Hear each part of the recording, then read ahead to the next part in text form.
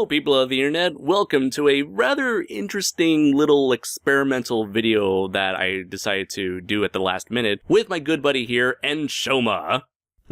You lucky people, you. It's the one and only Enshohma. The one you love to hate. Or be annoyed of.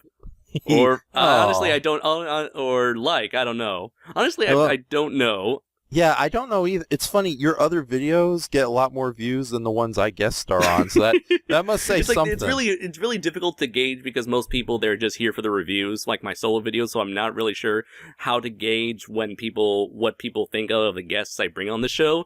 But I know. But I will say, it's only just a joke, man, because honestly, I have not heard a single complaint whenever you're on the channel, man. Yeah, except from Negaraf, my evil twin, who's always on the YouTube, saying things like, oh, this guy is not very good speaking. You know, whatever that is, it's probably like that's a much better written story than what we just saw here.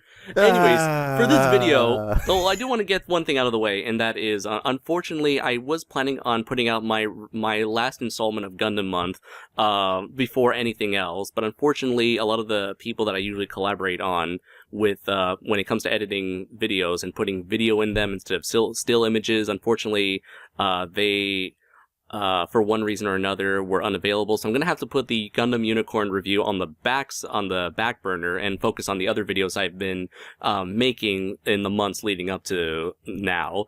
Yeah, and I just decided very quick aside, I actually binge watched Gundam Unicorn, and that is a really good show. I enjoyed it immensely. Oh, I'm very glad to. Last time we talked about it, I was just barely recommending it to you. Oh yeah, no, I decided to give it a check, and it really was a good show. It's like I enjoy the Gundam miniseries more so than the full-blown series or the rather rushed movies.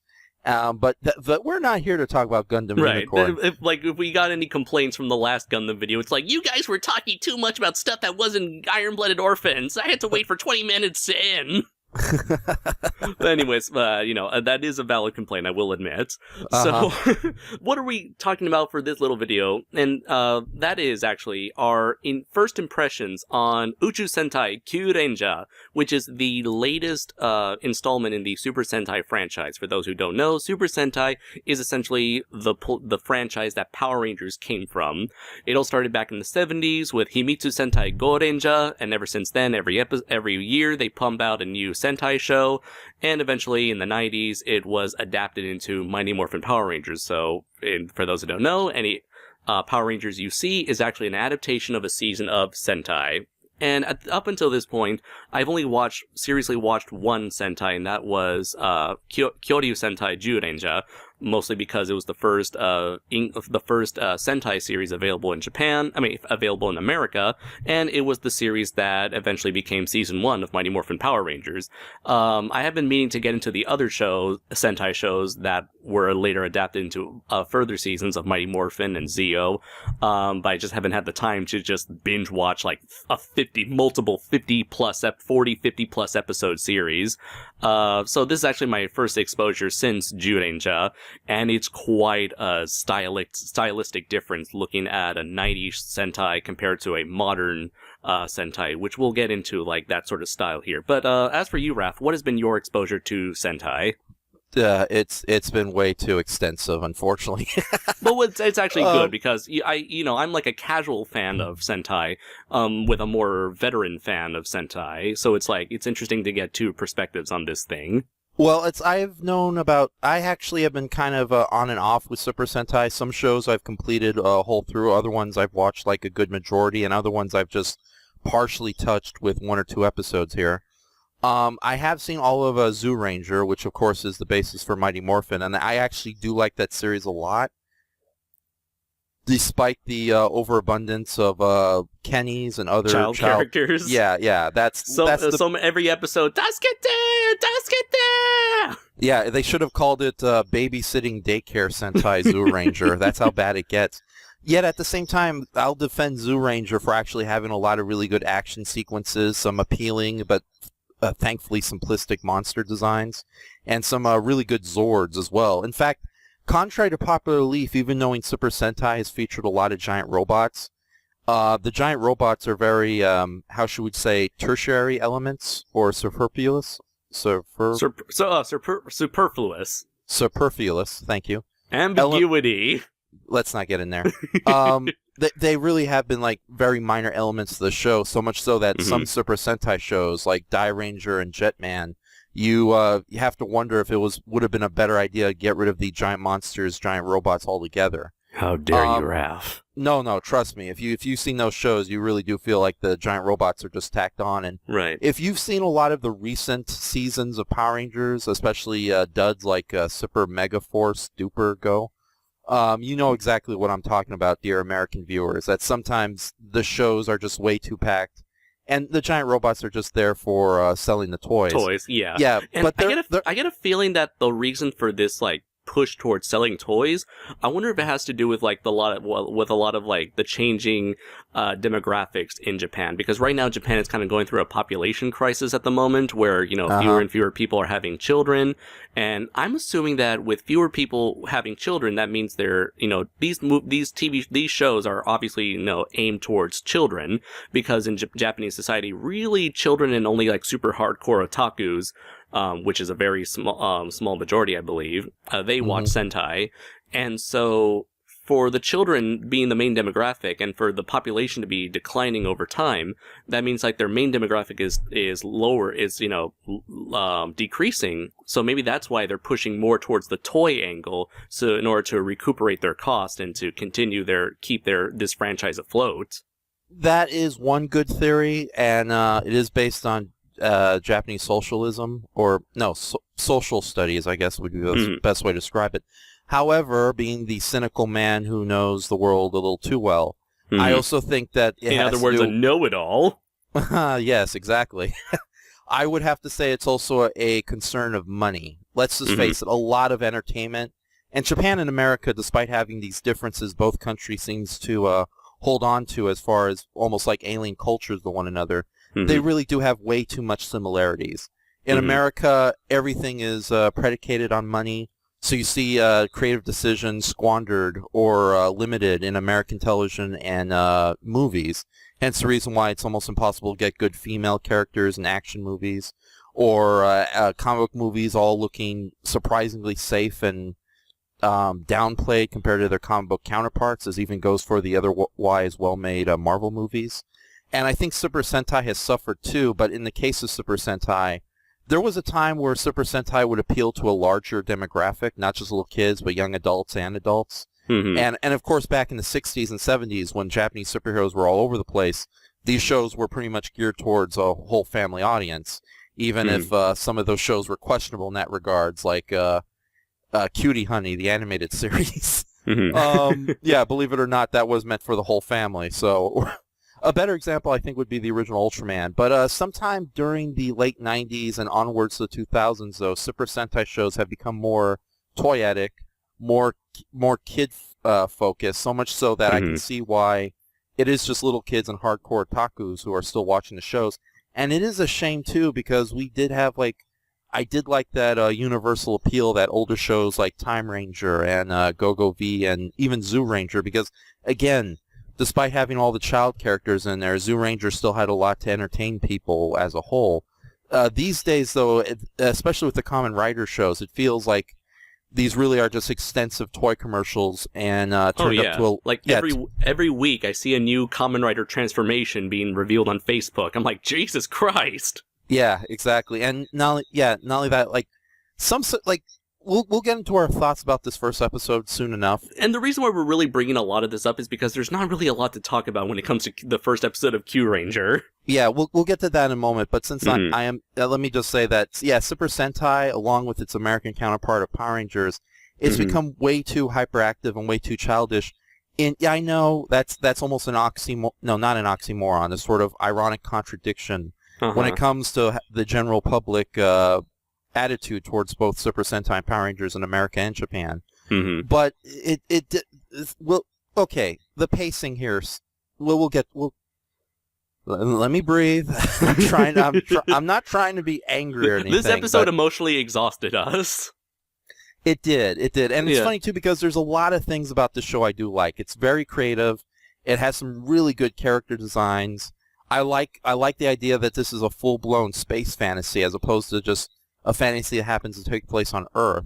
And that was the one thing that attracted the both of us, and that almost half of the Rangers in this season are not even human, actually. Yeah, and no, it looked like a really nice change of pace for a Sentai series. Yeah, exactly. Now, they have played with this formula before of having completely non-human Power Rangers. There was Doggy Kruger and Deca Ranger / SPD. Didn't Dino Charge had a couple of them? Dino Charge / Kyuranger?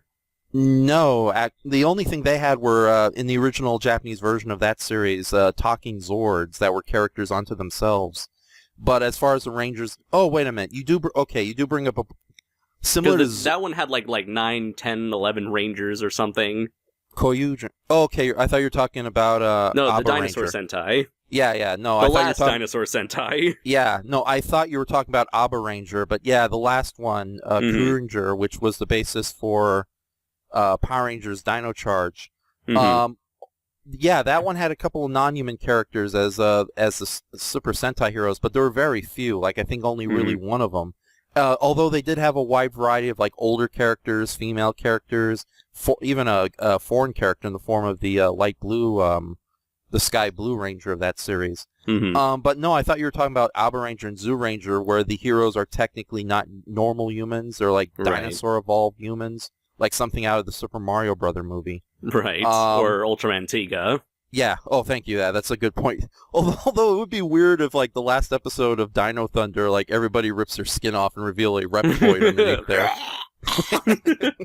Now we've eliminated the competition. Now the world is ours. And that becomes the prequel to Get a Robo. I was gonna say it's like Zordon was King Koopa the whole time.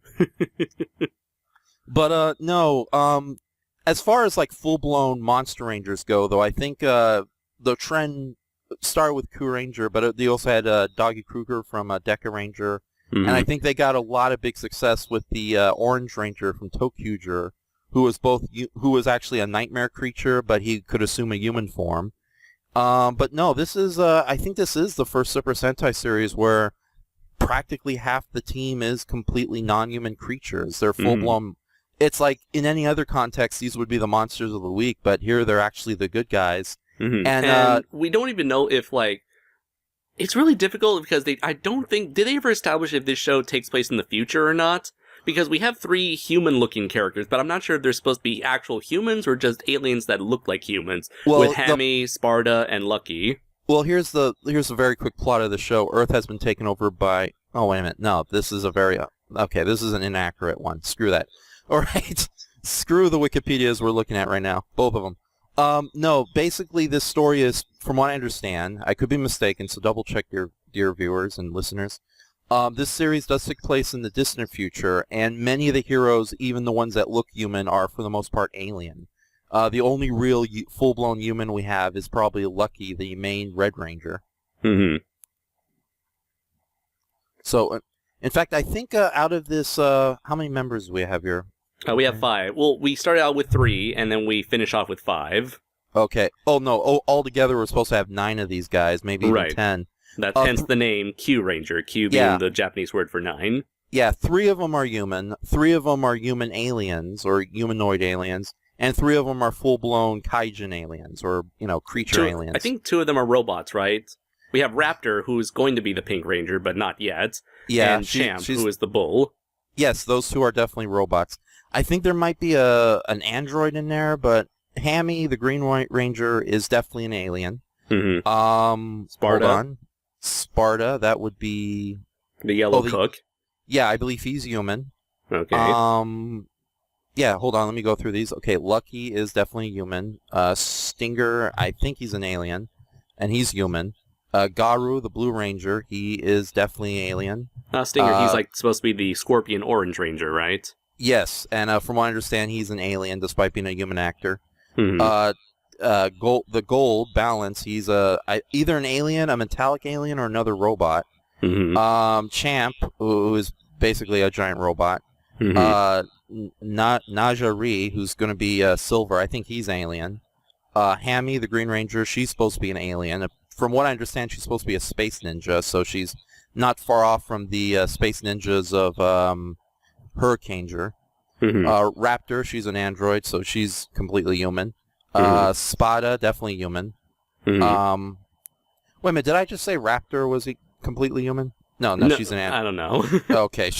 Well, this There's a series lot. yeah, there's a lot of characters here, and Right. And it's Shao. not technically there's like it's already been like leaked footage, not leaked footage, but leaked images from Japanese magazines of the commander who is like the 10th Ranger, and then there's going to be like a Sky Blue Ranger. So Yeah, there's going to be it's not the title's a lie. There's not 9 Rangers, it's 11.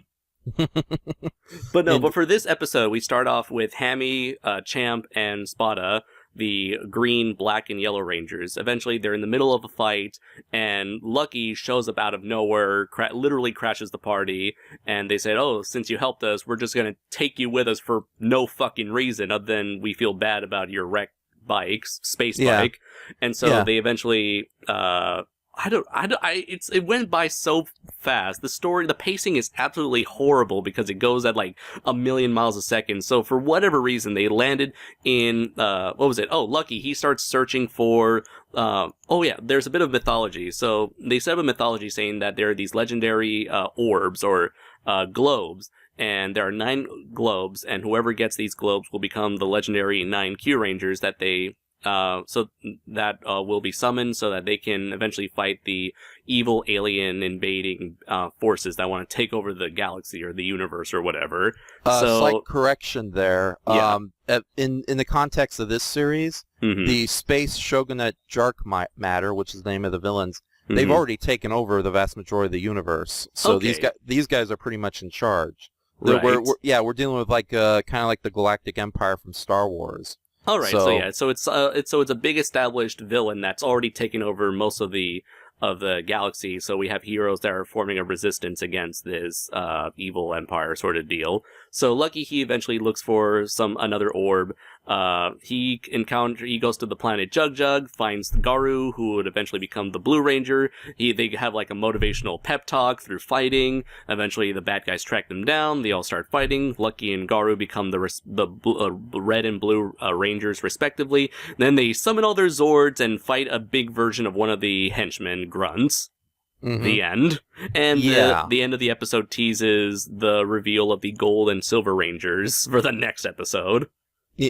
You know, I was hinting at this earlier when I was talking about the big difference between older Super Sentai that I started out with and the newer Super Sentais, which are, again, toyetic corporate marketing machine abominations. And yeah, what I was going to get at is it's the pacing that really kills this first episode. Because, again, there's a lot of things I like about this series so far. I love the character designs. I love the concept behind the series. I love the full-blown space epic behind it.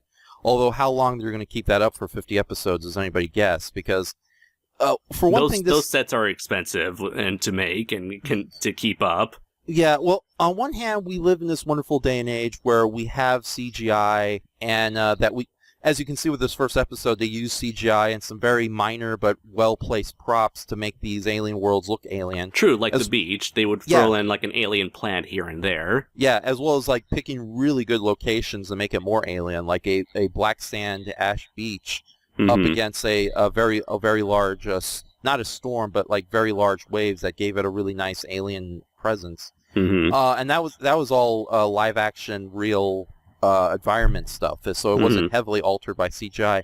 On the other hand, though, knowing past tokusatsu shows that started out as these space adventures, I fear that either they're going to be in a rock quarry for the majority of the series, or they're going to find some way to get back to modern-day Earth, and we're just going to be spending a lot of time in easy-to-film locations around Tokyo. But so far, like I said, if they're able to keep up this whole outer space business, especially with large casts of alien extras and other neat touches like that, I'll give the show its props. But as far as the pacing goes, yeah, if this was like a 1-hour special opening episode or two-parter, which they used to, in comparison to Voltron Legendary Defender on Netflix, it took 3 episodes for them to eventually get everyone together and form Voltron by the very end. Here they do all of that shit. They got the 5 main, because of course, being Sentai, you gotta have at least 3 to 5 members at the start. So they get all 5 Rangers and their Zords and the fucking Megazord and establish the villain all together in one episode.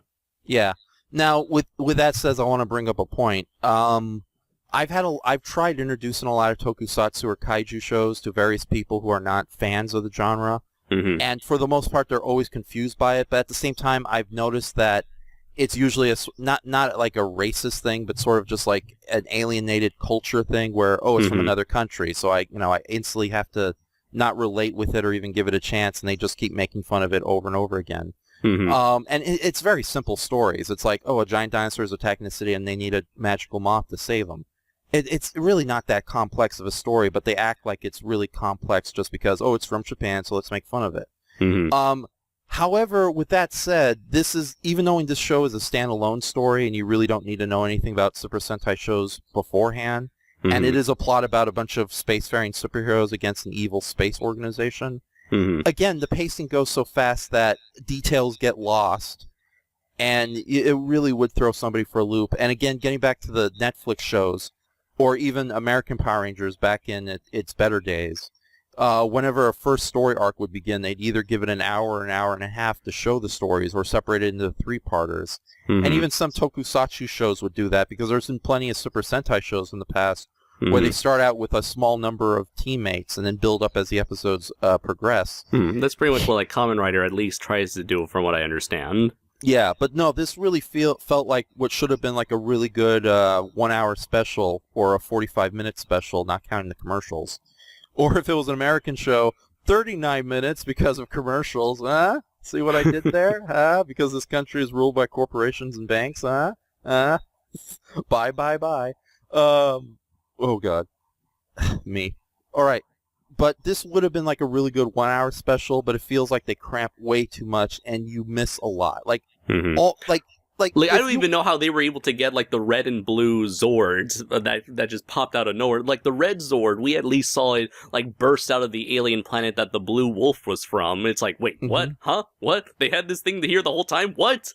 And then the blue Zord, they don't even introduce the blue Zord. It just pops out of fucking nowhere just so it can attach itself as the leg. Yeah, and they're also consistent with the globes. It's like the globes were something that you have to find, and then all of a sudden the orbs were something that you could summon with the power of friendship or something. Yeah, well, the orbs in question, their transforming mechanisms, are called the Kyutama, and they are magical stones that give the Kyurangers the ability to transform as well as use their weapons, summon mecha. They're basically Galaxy! Yeah, we'll get to that in a moment. And I wanted to do that first, you son of a gun. So I do a better job at it. So it's like, but anyways, Galaxy, Change the go, Galaxy, Galaxy Sword, Galaxy Axe. Yeah, we'll explain what that means in a bit, my dear listeners. Did I say my dear listeners? Wow, how egotistical of me. It's your show. So no, you're the one. We're the one with most of the knowledge here. Thank you. You're essentially here. You're essentially here to serve as padding for this video. Thank you. My ego has grown much greater since we've started. So, anyways, the Kyutama are these magical stones that give our heroes the magical abilities as well as their weapons and swords. The morphers, essentially, of this show. Yeah. And, the Zords are directly connected to these items. And by the way, I'm pretty sure we're going to have some Sentai purists who are going to get really upset at us by referring to these things as morphers and Zords. I honestly don't care. I grew up on Power Rangers, and that's what I'm going to stick with. If in a better world, you and I would just be calling these transformation devices, but that's a little long-winded to say on the tongue, so we'll just call them morphers. But no, these Kyutamas, they're basically magical stones from the universe that give our heroes their various powers. So things like the Zord showing up make sense. However, because again of the pacing, and this is a problem I've noticed with a lot of they don't establish any of this though. Oh no, it's even worse. They do establish it, but they did. But it goes so fast that I can see why you missed it. It's like even I had a hard time trying to catch up with some of the story details. They just like at the beginning of the episode after they rescue Lucky, they explain the whole thing about the Kyutamas and who this. And that's my big. I think Lucky is like my biggest problem with this. Like you mentioned. They explain it to Lucky. So Lucky, he is supposed to be the character that we are supposed to relate to. But here's the thing, Lucky is my least favorite of this from this episode, actually. I just find him incredibly annoying, very condescending, and he's like, who the fuck are you? Like, he keeps, like, bashing on Garu for, like, you should fight, you should do this, you should do that. Oh. And I'm thinking to myself, who the fuck are you to tell someone what is right and what is wrong when we barely even know who the fuck you are? Oh, you poor naive little child who's never known the horrors of Super Sentai as I have. The Red Ranger, even knowing in America the reputation of the Red Ranger is he's usually the coolest character, in Super Sentai, it's debatable per show. There's this gag that used to go around the Super Sentai community called retarded Red Rangers, where a lot of the Red Rangers of these very shows. Yes, or that's Luffy's, or Goku's. Yes, exactly. Those kind of characters who are naive, hyperactive, dumb, and come off really abrasive and unlikable. They jump into something without thinking it through, or it's like, but they get away with it because they're the super special, awesome character that apparently has a little special hidden power that no one else can compare to. Yes. That what happens. That's one of the things that's kept me from being a diehard Super Sentai fan is sometimes the characters, especially the Red Rangers, can be very abrasive. Like, okay, off the top of the bat, I love Power Rangers SPD. It's one of my favorite shows, period.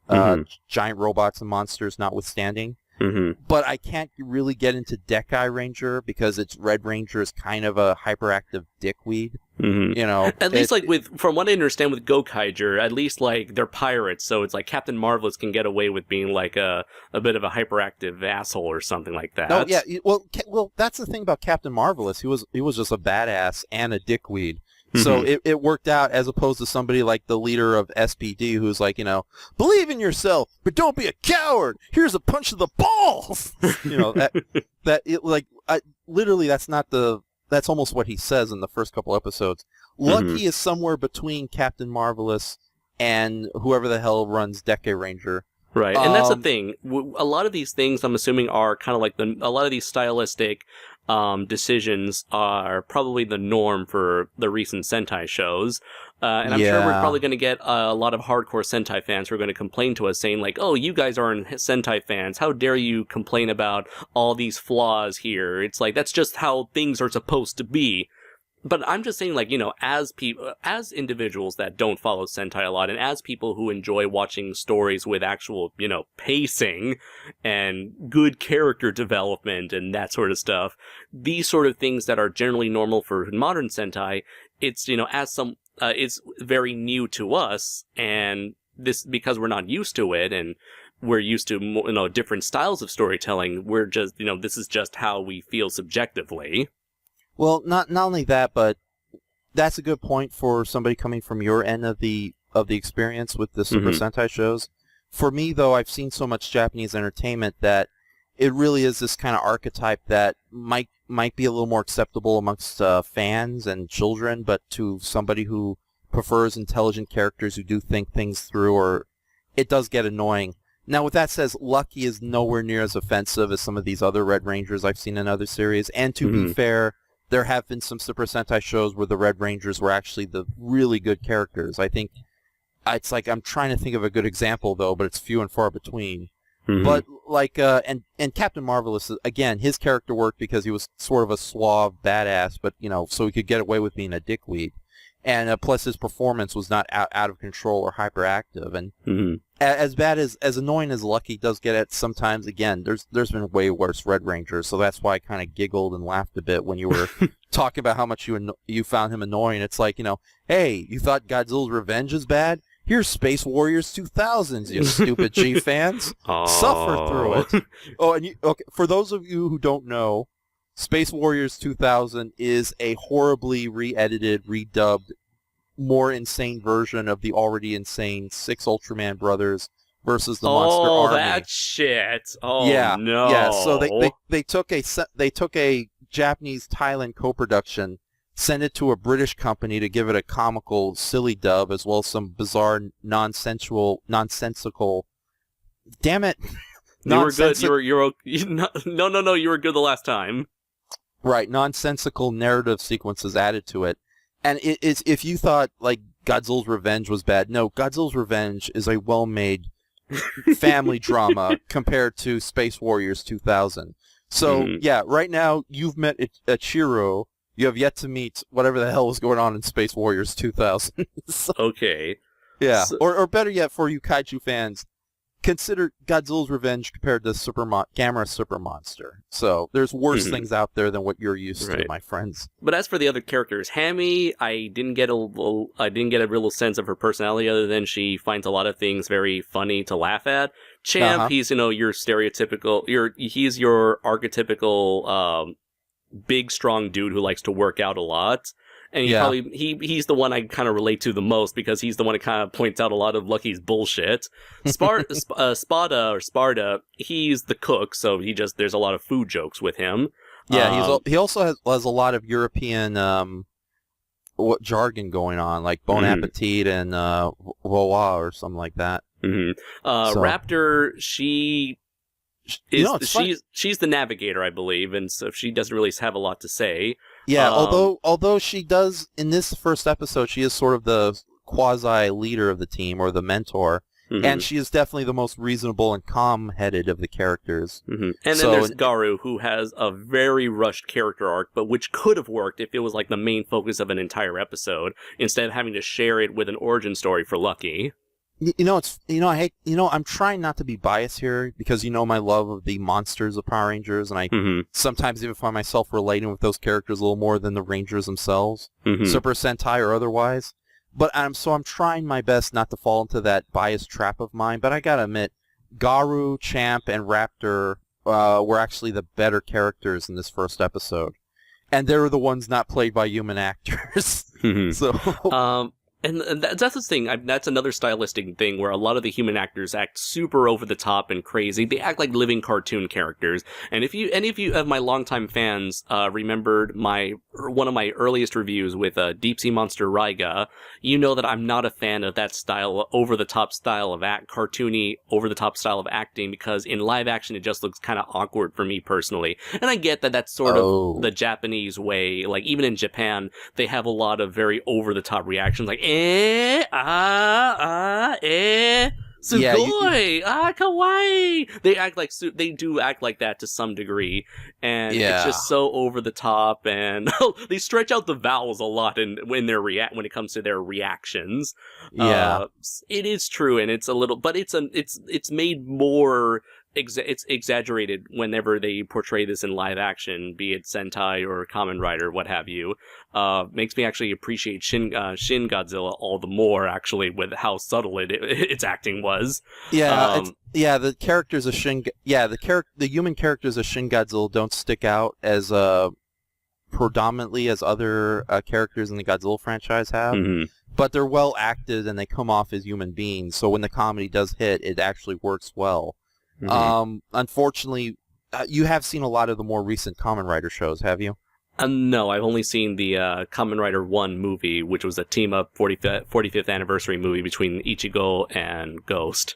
Okay, so you really are naive to a lot of what's going on in Tokusatsu. Right. Speaking of my naive exposure to Tokusatsu, one thing I noticed in the Ghost movie, the Ghost 45th anniversary movie, and with this, are the transformation devices that won't shut the fuck up. Galaxy! Change the goal! Galaxy! Galaxy sword! It's, Galaxy! Again, when I mentioned that... Galaxy! When I brought Galaxy! that... Galaxy! Oh, Galaxy! God, no! No! In my review of the Kamen Rider 1 movie, I brought up the fact that I thought it was super annoying listening to the transformation devices in both Kamen Rider W and Kamen Rider Ghost, where it's like with W it would be like Luna, Toriga, Metaru, or it would be with Ghost it'd be like go go go Ghost, and it returns here in full force. And I get that that's like a thing now for their belts to have like a lot of voices coming out. A lot of the commenters were like, hey man, if you don't like that, here are some other Kamen Rider shows that don't do that. They point out to Kamen Rider, what was the first Heisei series, the first 2000 series Kabuto? Galaxy! Galaxy! Or, you know, Galaxy! a lot of the older shows. Galaxy! Shut up! But I I'm sorry. fucking hate that. I hate it too, but it's being a sadistic madman that I am. This shit. Yeah. Okay, so the first Super Sentai show of the 2000s that used that, I think it may have been Kamen Rider Forze, although I'm really again. Okay, so it was like a 2010s sort of thing. Yeah.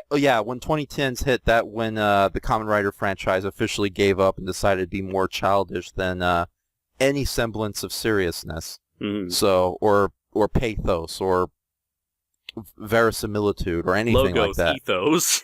Yeah, all exactly. the O's.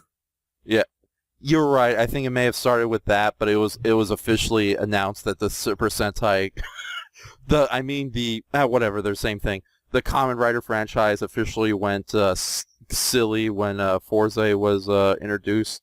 Mm-hmm. So, and it's just been, Galaxy, Galaxy, Galaxy, that Toriga! over and over again. Yeah, it's like, it wasn't that bad in Gokaiger. It's like, it was almost kind of endearing too when the transformation devices would go like, Gokai change or something like that. But here it just got annoying, especially when they pull out all their weapons at once. Yeah, it's like what was it? Galaxy Axe, Galaxy Lance, Galaxy Sword, Galaxy. Stop me, okay? Galaxy. The only way I know how is to drop you from the call, Raph. I have the high ground. That is true. You could end this phone call anytime. So, and also, I just want to tell everyone, please don't take my Galaxy and put it in a 3-hour loop. We don't need that. Wink, wink, he knowingly said. So, is there anything left to say about this one episode since we've gone off for more than half an hour? Galaxy! No. I'll put that in the description right now. That should just be the description, just Galaxy! Yes. Oh, man, that's oh, man, I hope this... I do have some extra things I do want to say. Okay. Okay, the design aesthetics of the show, I do like it a lot. Right, okay. I did mention that, like, with the ninja suits, I really like the mixing the primary color with black. I feel like it's a really nice combination. So I really like these the designs of these suits. I like the design of the helmets. They all look unique, while still sharing a somewhat of a similar vibe across them all. I like how Champ's costume is essentially just a helmet and body armor, but his arms and legs are the same. I find it hilarious that they're able to stuff their giant Garu and Champ are able to stuff their giant heads, get Doggy Kruger style, like from SBD, into their head. We joked about it where it's like whenever Garu morphs, we would say like, "Oh my god, this is painful. How do you do it, Champ?" It still hurts for me. Just take it like a man.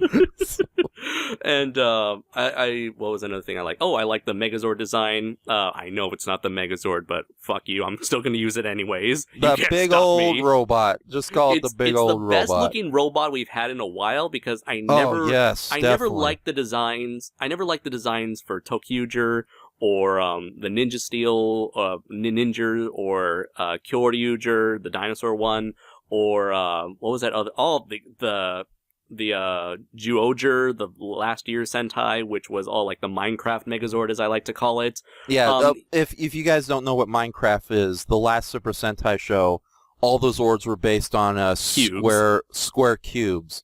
Mm-hmm. And the end result, they ended up looking more like, what's the name of the preschool brand of Legos? Duplex?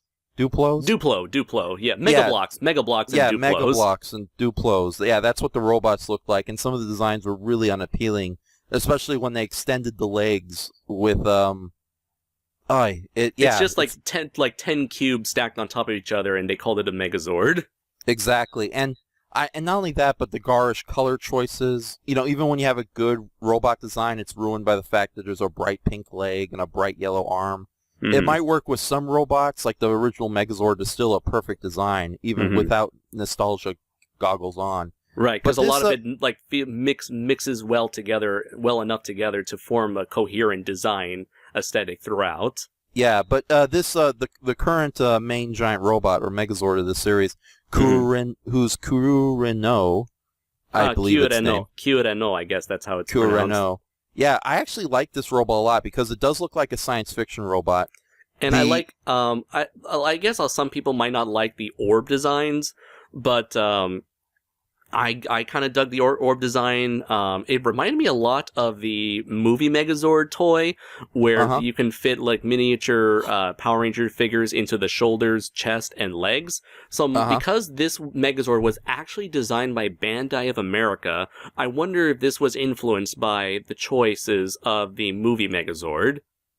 In terms of placing all the Rangers in each individual limb, as opposed to fitting them all in a tiny cockpit.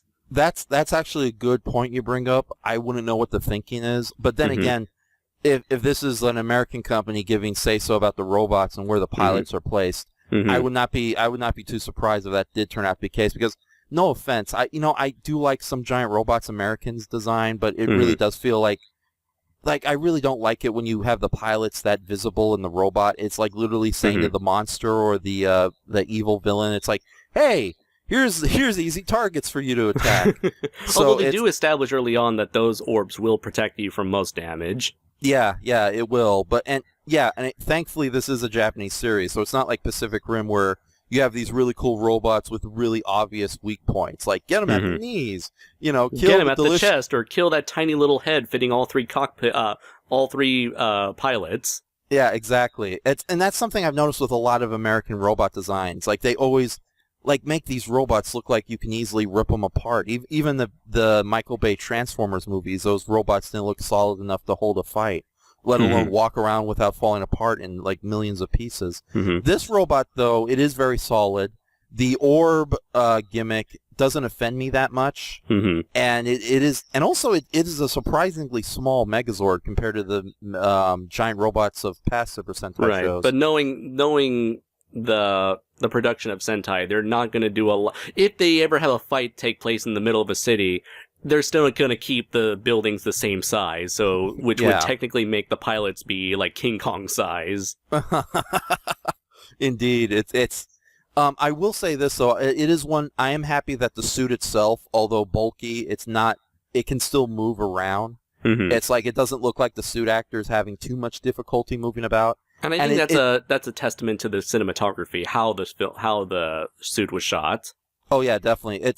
I don't know if they're going to be able to keep up this high quality of giant robot fight scenes from what little we saw in this first episode. Right, because it looked like they went all out with the first episode, having the fight take place on a random new location. Yeah, this sort of like icy meteorite that had a small space station on it. That was actually really cool looking. But no, I actually do like this robot quite a bit. It's nowhere near as horrible or overly complex and needlessly kitschy as some of the robots we've had in past Super Sentai series. Like the Operation Overdrive Megazord? Yes, or whatever the hell was going on with Megaforce and Samurai's Ultimate Zords. Oh god, no. The Gigazord. The Gigazord. Let's not talk about the Gigazord right now. We'll save that for its own horrible, atrocity-filled podcast. But or last season's series with the Cube Rangers. To be honest, I actually did enjoy Tokuger quite a bit, but even those Zords seemed a little too simplistic and toyetic for my taste. But no, this robot's actually really cool. Like it would stand out from a crowd of other giant robots. The orb gimmick is great. The colors actually complement each other, even though we have like a blue leg, a black leg, a yellow arm, a green arm, mostly red. So and silver. Yeah, silver. The robot suit looks great, even better than its toy counterpart. So I'm more than happy with this giant robot. My heart's gonna sink a bit when they eventually introduce all the other Zords and we end up getting the giant combination Zord that will probably suck. So it's again, that's another thing. You gotta sell them toys. Yeah, gotta sell those toys. That's another thing. The older Super Sentai shows had slightly better designs. One or two robots. Yeah, one or two robots, or if they did have multiple robots, at least they combined into something that was still simple and appealing enough. In fact, there's an old saying, if you can design a character that a little kid can recreate through crayons, you have a winning design. So, and that's not a backhanded compliment. It just says the design is that appealing that, even a little kid can recreate it with no problem. And we haven't really seen a Zord like that in ages, or even Super Sentai costumes. Get back at the Kyuranger. Damn it, how do you say these guys? Kyuranger. Kyurangers. Kyo. Ryu. Jur. Space Squadron people. Fuck you. Yeah, these costumes are really appealing because they're. It's been a long time since we had really appealing Super Sentai costumes, but at the same time, they really do come off as these unique individual superheroes, as opposed to just like a uniform team of like either really ugly-looking suits or way too simplistic suits. And again, this is coming from a guy who actually liked Kyuranger quite a bit. Now, with that says, the one last thing I want to pick up on are the villains we barely see in this episode. Right, it's really an afterthought. Although I did get a lot of flashbacks to this. Is obvious. It looked like they were heavily emphasizing taking inspiration from Emperor Palpatine and the Empire. Oh yeah, definitely with the main Emperor himself, Don Armage or Armage. How do you say that? I don't know, and I don't really care. Yeah. Okay, then I'll say it. Don Armage, who is the big bad of this villain, is very much like Emperor Palpatine. You only see him as a massive hologram. With a hood. Yeah, with a hood. Concealing his face. The main general, who we barely see, Iridron, he had a cool design. It was like a regal Victorian Chinese dragon type thing going on. So much so that I wonder if he's going to have a relationship with the main commander of our rebellious heroes. Yes. As for the foot soldiers, the Indavers, which is a play on the word invader, they had a very simple design that worked, and that's kind of strange because a lot of the grunts in recent Super Sentai shows have actually been very elaborate, almost borderlining on monster-type costuming. But these guys are very simple, and so it's kind of nice to return to that. Although their designs didn't really shine. How can I say this? Let me get my thoughts here. They didn't really impress me too much, but it was nice to see some simplistic foot soldiers again. And apparently there's these sub-commanders who I have no idea what you call them. I'm guessing they're gamet. I don't know what they're called, but they're basically flower men, and I don't know how to feel about that. In fact, one of them ends up becoming giant size and fights our heroes. But yeah, we barely see the villains. Another unfortunate problem with the pacing of this whole thing. Now, coming right down to the very end, did this pilot make you want to continue watching the show? The pacing almost killed it for me. And yet, this is something I should have said a lot earlier. As bad as the pacing is on this show, it's nowhere near as bad as what we've got in a lot of Power Ranger shows. Right, but as the show by itself... yeah, you're right. There's no hoverboards in this one. You'll get that reference once you start watching Ninja Steel. You'll understand. As far as the show itself, though, the pacing definitely killed it. But, again, there's so many elements about this show that I will give this show a chance. I am going to watch more episodes, see where it goes. Hopefully, once they finally introduce all the characters and the initial toys, we can finally start telling stories and have some breathing room. And again, I really like the three non-human characters, Garu, Champ, and Raptor. And it's funny, too, because I wasn't thinking much about Raptor, but she actually became the most level-headed, interesting character of the lot. And this is coming from a guy who, when I initially saw her, it's like, you don't do sexy Super Sentai series robots like that. You have to...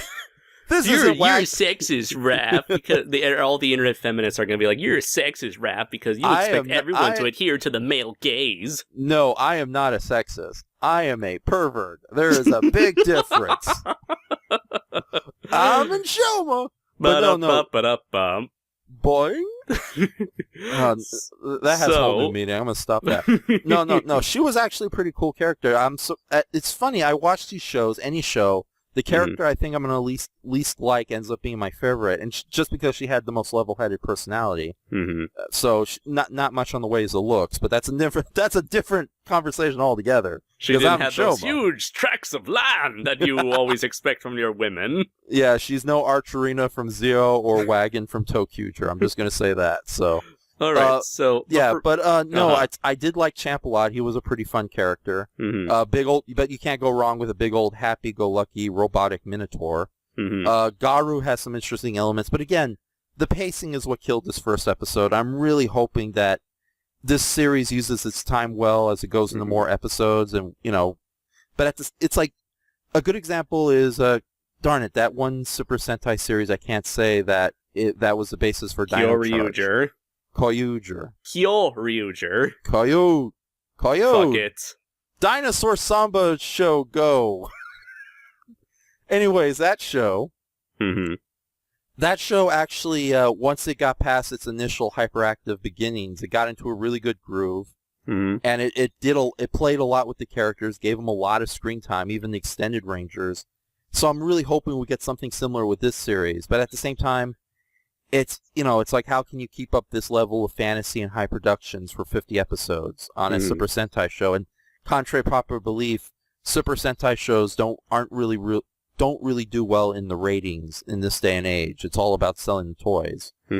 So I am going to give this show a couple of more episodes a chance. If it still annoys me, if it still becomes a burden to watch because of the pacing like it did in the first episode, though, by the time we get to the 5th or 7th episode, I think I'll skip it because, not to get back on the Power Ranger rant, but it's that same reason why I think I'm going to take a break from Power Rangers in general, even with Ninja Steel so far being a improvement over Dino Charge. And that's saying a lot because Dino Charge was an improvement on Mega Force, Samba, Dinosaurs, Kyuranger, Go.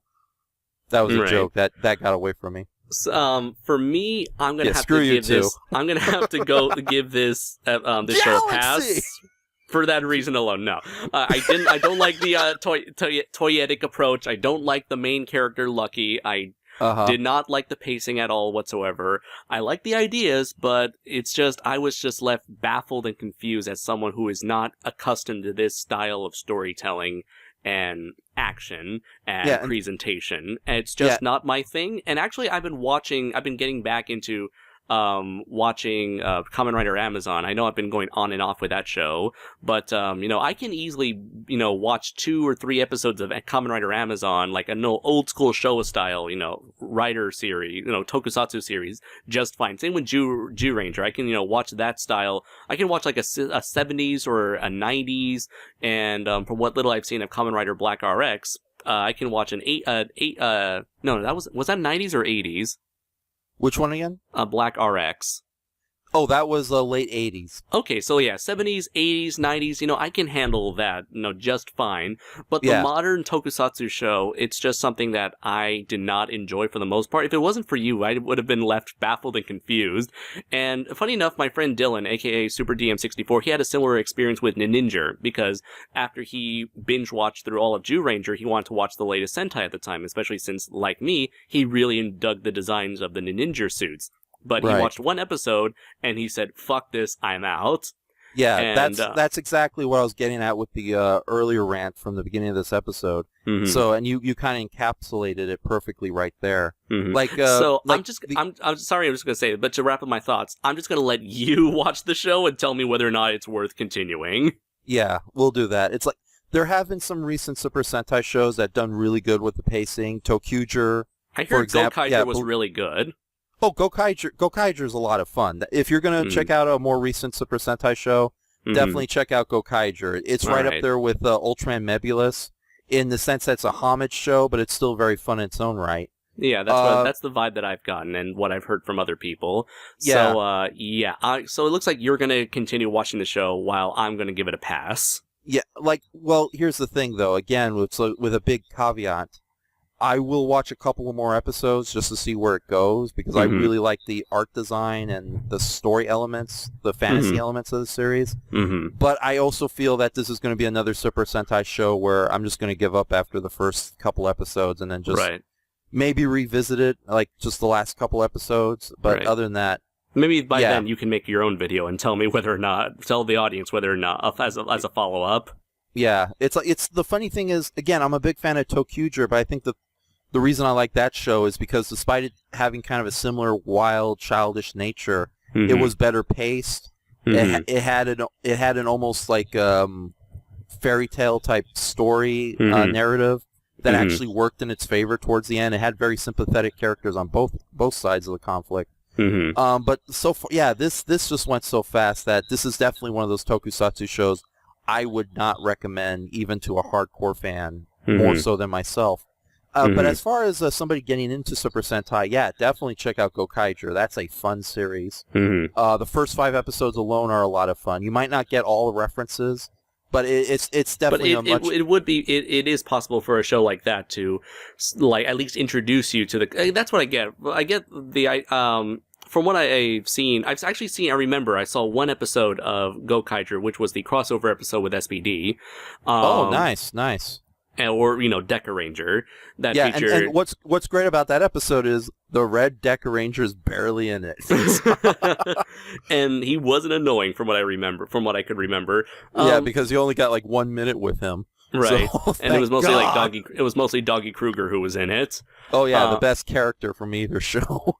And the thing I get with Gokaiger was that it was a show that was clearly made to pay respect to the shows that came before, and in a way it was like giving a tribute to the older fans who were watching this show, as well as introducing newer fans to the older shows who were probably too young to have ever experienced them. Do you remember what I was saying about earlier about there was a time when tokusatsu shows were made to appeal to a wider audience than just little kids? Yeah. Yeah, Gokaiger, now that you mention it, now that you put it like that, Gokaiger is a perfect example of doing that for a modern-day audience. So, yeah, it's and there are a lot of homage episodes that even deal with the Super Sentai teams from the 80s. So, and if you like Gokaiger, the TV series, definitely check out Gokaiger versus Space Sheriff Galvan. I was just thinking of that in terms of homaging and introducing younger generations to older characters. Yeah, as well as just being a really decent movie in its own right. So it's just a lot of fun. So, and as far as the older Super Sentai shows from the 90s, yeah, there's still a lot to check out there. So it's like I've heard good things about Kyuranger. I'm one of the few people like. Yeah, O-Ranger. I am one of the few people who like Car Ranger, so I really can't recommend that. Go-Go 5 is just a fun series. Time Ranger was really good. Yeah, the 90s Super Sentai shows before they became the horrific insanity that you see now, they're still worth checking out. So, but that's the thing about Super Sentai. It depends per series and how much you want to invest time in it. Because even good Super Sentai shows, they last for almost 50 episodes or 49 episodes at the least, and often they just go through the motions. Like a really tragic example of that from recent is Go Busters from 2012 to 2013. You've told me multiple times that was actually a good show. It was a good show until they started repeating the same storyline every 9 episodes. And it's a shame too because, again, great characters, some really interesting creature robot designs, a good premise, great pacing. It took itself somewhat seriously without getting too toyetic. But unfortunately, the toys didn't sell well, and the series just literally went through the motions in a loop over and over again. Just when you thought the series was going to change a villain or do something interesting, it's just a repeat of the same thing over and over again. And it's really sad because I was really looking forward to see what the American version of Go Busters would have been like. Because I hate to say it, sometimes the Power Ranger side of these franchise improves upon the Super Sentai and vice versa. Rarely do you get a time when the Super Sentai series and the Power Ranger series are both equally good. And I can't think of any good examples of that. Maybe outside Kyuranger and the 3rd season of Power Rangers. Or Time Ranger and Power Rangers Time Force. In fact, I think that's a stronger example. So when they said they were going to skip over Go Busters, it's like, oh man, I really wanted to see what a condensed, more focused version would have been. And I recently heard a rumor that they were actually going to skip over Zyuohger, last year's Sentai, and go straight to this show once they're done with Ninja Steel and Ninja Super Steel. Yeah, well, again, because they're going to make a Super Steel. Yeah, this current series, has a lot of American involvement with it, so I would not be surprised if they skip it again. But at the same time, I don't know. I hope they don't do this skipping constantly. Like maybe this will be the last time they do it. But then again, I don't know. This is a whole other can of worms from a disappointed fan. So let's not get in there. Right. So, Okay. wrapping things up, those have been our thoughts on the first episode of Uchuu Sentai Kyuranger, as well as our thoughts on Super Sentai as a whole. Thank you very much for sticking with us for this entire hour of us just complaining about how wacky and ludicrous Sentai can be at times. I have been Andres Perez, aka Kaiju Noir. He has been Enshohma. And so, to finish things off, where can people find you, Enshohma? Galaxy! Okay, I'm sorry. I thought I could get away with that. In fact, you can edit that out. You missed your chance. Okay, so anyways. Hey, you can find me on the Kaiju Noir channel, where you can be on the lookout for my Gundam Unicorn review whenever that comes out. Be on the lookout for my review for Voltron Season 1 with Denny Roth, as well as Christopher Martinez, the respective creators of the webcomic Marshall Star and the Fire Beast Oregon series. And lastly, I want to give a big shout out to the person behind the opening animation that you saw at the beginning of this video. Big shout out to Crookedlore Productions. He was a Flash animator who has been a fan of mine for quite a while, and he offered to make some animation for me. You can check out his channel where he does a web series where it's kind of like Tim Burton meets anime art styles combined, where he has his characters discuss certain types of pieces of entertainment. So be sure to check out Crookedlore Productions. Yes, Enshohma. I'm sorry. I'm better now. Can I plug my stuff?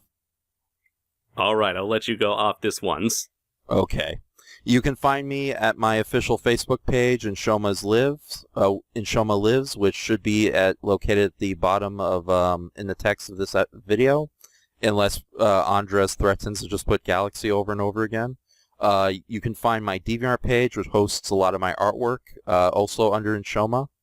I have a YouTube channel, although currently I don't have a working camcorder, so not much going on there. Although I do have a series called Review All Monsters, and the first official episode will be coming out shortly.